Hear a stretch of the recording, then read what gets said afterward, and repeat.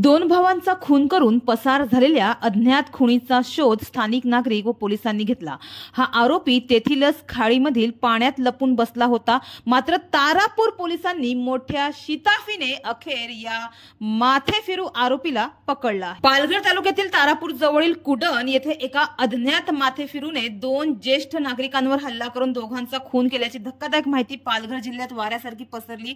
समाज माध्यमांवर या घटनेच्या बाबतीत बातम्या देखील प्रसारित झाल्या, त्यामुळे पालघर हादरले। मात्र खून करणारी व्यक्ती वेळसर असल्याचा अंदाज व्यक्त केला जात असताना आणि तो फरार असताना तारापूर पोलीस या मृत भावांची नावे भीमराव पाटील वय वर्ष 72 आणि मुकुंद पाटील वय वर्ष 80 अशी आहेत।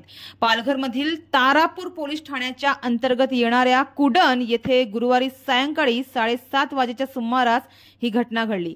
कुडण येथे राहणाऱ्या भीमराव आणि मुकुंद पाटील यांच्यावर कुऱ्हाडीने घाव घालत माथेफिरूने बाजूला राहणाऱ्या घरावर देखील हल्ला केला होता।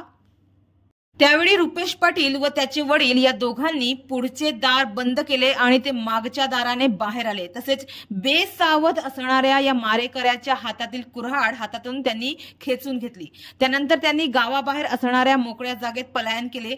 गावातील नागरिकांनी त्याला तेथीलच खाडीच्या दिशेने जाताना पाहिले होते। तो आरोपी म्हणजे तो माथेफिरू तिथे लपून बसला असावा असा संशय पोलिसांना आला। त्यानंतर पोलिसांनी आणि ग्रामस्थांनी खाडीमध्ये उतरून त्याचा शोध घेण्यास सुरुवात केली आणि काही तासाच्या आतच पोलिसांनी या माथेफिरू आरोपीला पकडले। त्यामुळे तारापूर पोलिसांचं सर्वत्र कौतुक होत आहे। तर हल्ला करणारा व्यक्ती माथेफिरू असल्याचा अंदाज तारापूर पोलिसांनी व्यक्त केला असून पुढील तपास पालघर पोलीस करीत आहे। मात्र एकाच वेळी गावातील दोन सख्ख्या भावांची हत्या झाल्यानं गावासह पालघर जिल्हा हादरून गेलाय।